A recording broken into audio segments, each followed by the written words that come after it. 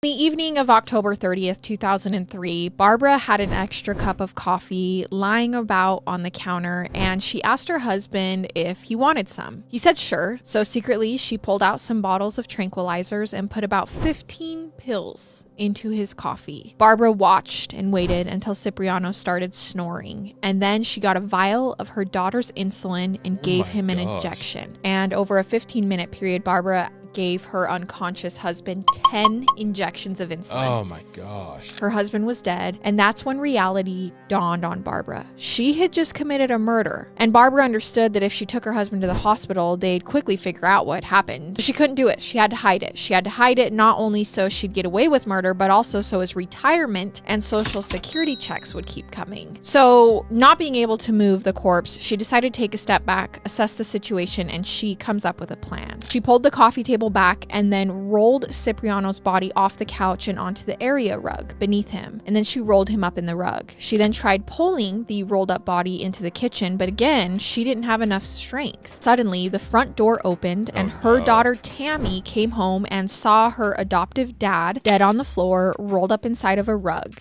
Barbara claimed that Cipriano had suffered a heart attack and died suddenly, but she begged her daughter not to call it in, so she says to her daughter, "Help me hide the body." But with enough effort, they managed, and Barbara went and got a blue tarp from the patio and rolled up Cipriano's body inside of it. They dragged his body out through the back door of the house to get it loaded up into his pickup truck so they could take it away and dispose of it, but they just couldn't lift him up into the bed of the truck, so they just left him there on the floor of the garage and went back into the house. They watched some shows on TV for a couple of hours, and then they went to bed.